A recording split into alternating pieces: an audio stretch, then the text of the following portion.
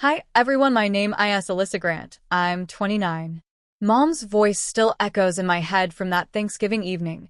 The clinking of silverware, the smell of roasted turkey, and that single humiliating moment that split the room in two. She stood at the head of the table with her usual dramatics, holding a stack of gold envelopes like a queen handing out blessings. A small reward for everyone who helps around here, she announced with a smile sharp enough to cut. My brother got one first, then my sister, then my brother's wife, even the niece who'd spent the whole week glued to her phone. And then silence. Mom's hand hovered, then withdrew the last envelope. "Oh, right," she said casually. "You've been so busy with work lately, honey. You barely do anything around here." Laughter. Low, cruel, knowing. My sister leaned back in her chair, smirking. "Guess you don't count this year," she teased. The words landed harder than I expected, like a slap made of sugar. I just smiled, took a slow sip of my wine, and said nothing. The moment stretched. Forks clinked. Dad cleared his throat, ready to move on, as if humiliation could be served with cranberry sauce. I looked around that table, every single one of them living on the accounts I funded. The mortgages I refinanced. The tuition I covered. The emergency credit cards I topped up every month. So I kept smiling. I didn't raise my voice. Didn't throw the wine. I just said, "You're right, Mom. I don't count." And that night, after dessert, while they all fell asleep in my guest rooms, full and oblivious, I sat down at my laptop, logged into every shared account, and began my quiet little audit of gratitude. By 2 a.m., the house was still buzzing faintly with post-dinner snores. The TV in the living room hummed on low, replaying a football game no one was watching. I sat there in my robe, coffee gone cold, my fingers steady on the keyboard. Every account name glowed back at me like a confession. Mom's utilities, Dad's emergency, the shared grocery card, my sister's business startup fund that somehow always funded her spa trips. I opened the banking dashboard. 23 automatic transfers. Everyone set up by me. Delete. Delete. Pause. Close.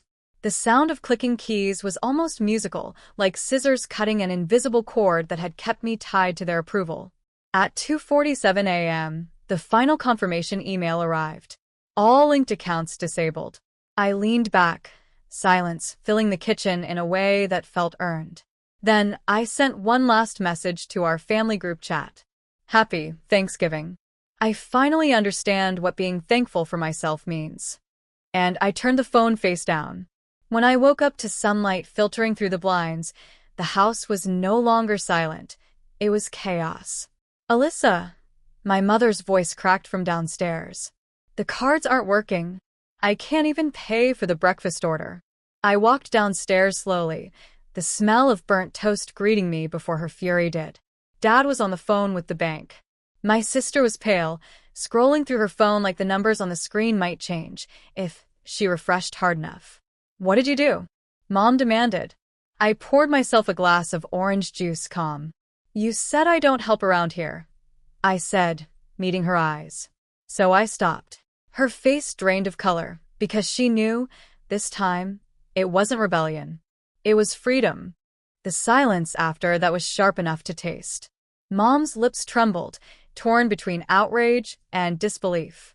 Dad set his phone down, the call to the bank on hold, eyes darting toward me like he was seeing me for the first time. "You can't just," he started. "I can," I interrupted softly, "because every single one of those accounts is under my name. I created them to help you, not to be used as your personal slush fund." My sister finally spoke, voice dripping with that fake confidence she used to weaponize. "This is insane, Alyssa. What kind of person does this to their family? The kind who learned that family doesn't mean financing everyone else's comfort while being mocked at dinner," I replied. Her husband appeared from the hallway, whispering something about declined payments and blocked cards. Their panic filled the air like static. Mom looked desperate now. "But sweetheart, it's just money." I smiled faintly. "Then you won't miss it." Dad pushed back from the table. "You're acting childish." "No," I said quietly. "I'm acting equal." It was the first time I'd said that in this house, and the weight of it shifted something in the room. My sister lunged for her phone, muttering about transferring balances, only to gasp, "It's all frozen." She locked everything. I nodded. That's right. Because this family doesn't run on guilt anymore. They didn't know it yet, but that was only part one of my plan. I'd spent years keeping records, receipts, messages, transfers. Proof of every dollar borrowed, every promise made and broken. As they stood there panicking over breakfast bills, I was already one step ahead. The Thanksgiving games were over. And for once, I was keeping score. The next morning, my inbox exploded. 37 unread messages, all variations of panic. Bank says our accounts are frozen. How do you expect us to live? You went too far, Alyssa. By noon, even my boss had texted, "Your family's calling the office. Everything okay?" I laughed, quietly, bitterly. They never called when I was hospitalized from exhaustion, I thought, but the minute their brunch money disappears, they remember my number. Still, a part of me ached, that old reflex that whispered fix it. But this time I didn't. Instead, I opened my files and attached a single PDF to an email addressed to Mom, Dad, and my sister. Subject, for clarity. Attached, family expense record, 2019 to 2024. Every dollar, every receipt, every loan. 5 years of silent support laid out in neat, undeniable columns. Within minutes, my phone buzzed again, this time with a message from Dad. "You kept records?" "Of course," I typed back. "You taught me accountability." Then came the knock at my door. My sister stood there, eyes swollen, the arrogance from yesterday washed away. "You embarrassed us," she said softly. "No," I corrected, stepping aside so she could see the wall of unopened thank you cards from the scholarship foundation I funded last year. "You embarrassed yourselves. I just stopped paying for it." She looked at the cards, confusion giving way to something like shame, the first genuine emotion I'd seen in years. "Mom's scared," she whispered. "She should be," I said calmly. "Fear's what it takes to recognize boundaries sometimes." And then I closed the door, not angrily, but firmly. Downstairs, I heard her car pull away. For once, no guilt followed. Just peace, and the faint hum of freedom echoing through my quiet apartment. By Saturday, the story had made its way through every cousin, aunt, and family friend within a 100-mile radius. The ungrateful daughter, narrative spread faster than wildfire. My mom's favorite sport was reputation rescue. But this time, no one seemed to be buying it. See, what they didn't know was that I'd quietly sent a donation to the local shelter in my parents' name the same morning I froze their accounts. The shelter's public thank you post, complete with photos and cheerful captions, went viral across our small town page. Huge thanks to the Grant family for funding winter housing for struggling single mothers. The irony wasn't lost on me. For once, our family name was tied to real kindness, not manipulation disguised as generosity. When Mom called that evening, her voice was trembling. "Alyssa, people think we did that." "You're welcome," I said simply. "You can't just." "I can," I interrupted, calm as ever. And I did. There was a long pause, then the faint, wounded sniff I'd fallen for all my life. "But not anymore." "Mom," I said softly, "I spent years making sure everyone else ate before I did. You skipped me at dinner because you thought that control made you powerful. But you forgot. I'm the one who learned how to build." She said nothing. "I don't need your approval anymore," I continued. "I just need my peace." The line went dead. And for the first time, the silence that followed didn't ache. It healed.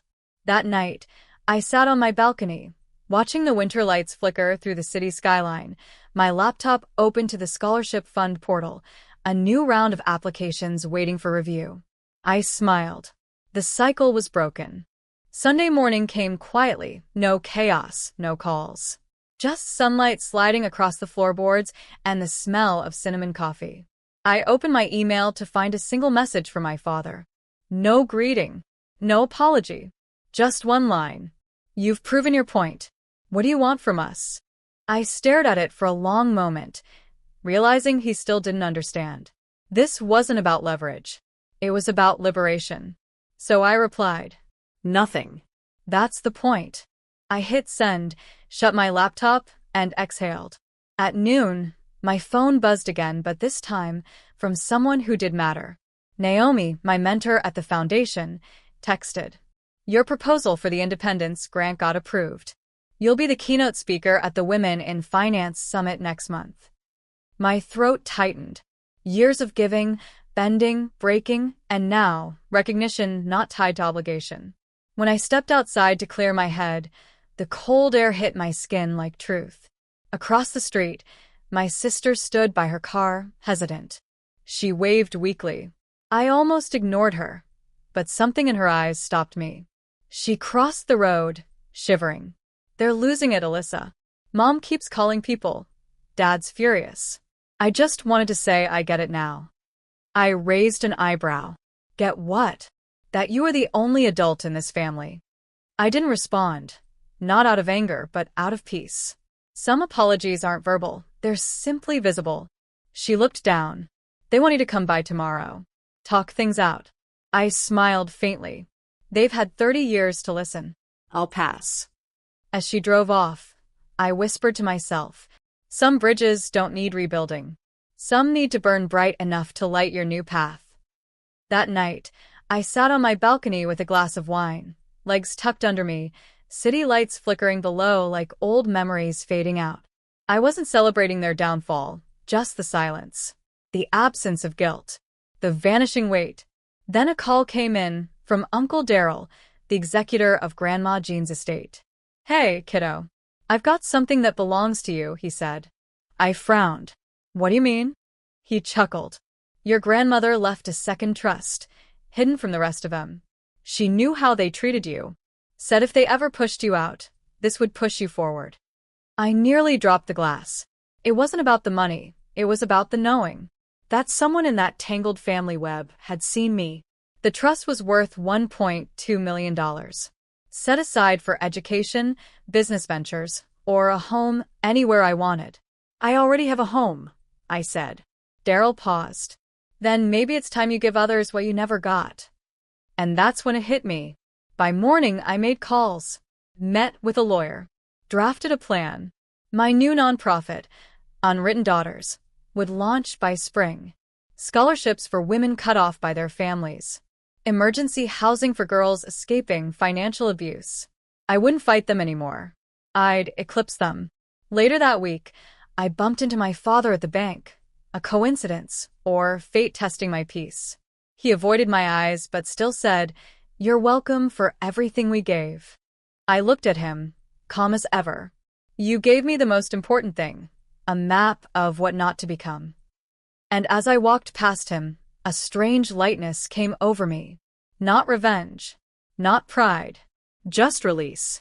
The day the foundation launched, I stood on stage under a soft wash of morning light. Behind me, the new banner read, "Unwritten Daughters, Empowerment Without Permission." Rows of young women filled the auditorium, students, single mothers, survivors of silence. The kind of people I once was. I took the microphone, my voice steady. "For years," I began, "I mistook endurance for love. I believed that giving endlessly meant belonging. But love isn't earned through sacrifice, it's proven through respect." The audience leaned in. Today, we're rewriting that story. You don't have to prove you deserve a seat at the table. You can build your own. Applause rippled through the hall, bright and alive. And in that sound, I heard something I'd never heard before, acceptance that didn't demand pain first. Afterward, a girl named Mariah approached me, tears streaking her cheeks. "My mom kicked me out when I refused to quit school," she whispered. "Your story, it made me believe I can still make it." I smiled and placed a hand on her shoulder. "You already are." Outside, cameras flashed, reporters shouted questions. I caught a glimpse of my family standing across the street, my parents, small and uncertain, my sister half hidden behind them. For the first time, I didn't flinch. I didn't ache. I didn't hope. I simply waved, not with anger, not with forgiveness, but with finality. Later that night, I sat by the window, watching the city lights shimmer like tiny acts of courage. Ethan poured 2 glasses of wine and joined me. "You did it," he said quietly. "No," I replied. "We did it. Every woman who's ever been told she was too much, too small, too inconvenient. We did this together." He smiled. "Feels like the end of something." I looked out the window and whispered, "No, this is the beginning." And in that soft silence, where guilt used to live, peace finally moved in.